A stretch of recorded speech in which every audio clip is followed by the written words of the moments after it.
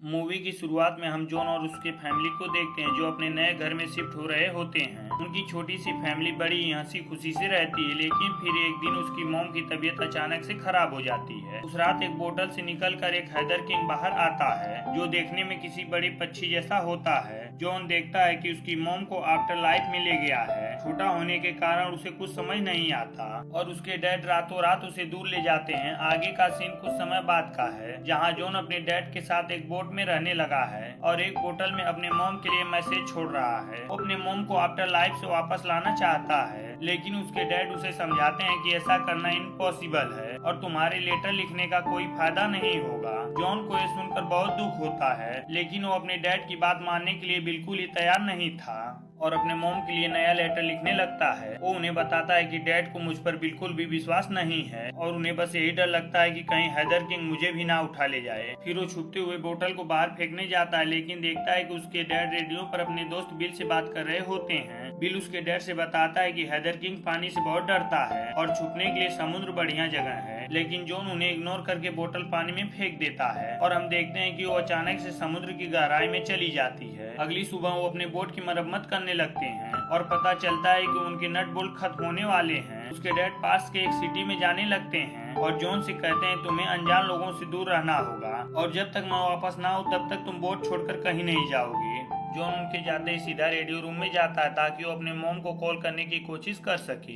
लेकिन तभी उसे रेडियो पर बिल का मैसेज मिलता है जो बताता है कि हैदर किंग उस तक पहुंच चुका है और उसे इस वक्त मदद की जरूरत है। जॉन ये सुनकर बहुत एक्साइटेड होता है क्योंकि वो खुद ही हैदर किंग से मिलना चाहता था और अपने डैड के लिए मैसेज छोड़कर वो खुद ही बिल की मदद करने के लिए निकल पड़ता है। जल्दी वो उसके आइलैंड तक पहुंच जाता है और देखता है कि कुछ ग्रेट क्रिएचर उसे पकड़ने की कोशिश कर रहे हैं। बिल कूदकर उसके बोट तक आ जाता है और उन क्रिएचर से बचकर वो भाग जाते हैं। तब जॉन उसे बताता है कि हैदर किंग से उसे अपने मॉम के बारे में पूछना है, लेकिन बिल उसे ऐसा करने से मना करता है और बताता है कि मैं उसके किंगडम में जा चुका हूँ और वो बहुत ही खतरनाक जगह है। लेकिन जॉन उसकी एक नहीं सुनता और बाहर जाकर फ्लेयर गन छोड़ देता है। तभी वहाँ हम हैदर किंग को आता हुआ देखते हैं और जॉन बोट के इंजन रूम में जाकर बोट को रोक देता है। यहाँ उसे हैदर किंग की आवाज सुनाई दे रही होती है जो बिल को अपने किंगडम में वापस आने के लिए कह रहा होता है और बताता है कि मोना ने तुम्हारे लिए एक टिकट असाइन की है। जॉन ऊपर इससे मिलने के लिए जाता है, लेकिन देखता है कि हैदर किंग वहाँ से जा चुका है। तब बिल अपनी टिकट दिखाता है और कहता है कि मैं वहाँ जाने के लिए बिल्कुल तैयार नहीं हूँ, लेकिन अब कुछ नहीं हो सकता। तभी कुछ सोचकर अपनी टिकट जॉन को दे देता है और कहता है कि इससे तुम हैदर किंग की दुनिया तक जा सकते हो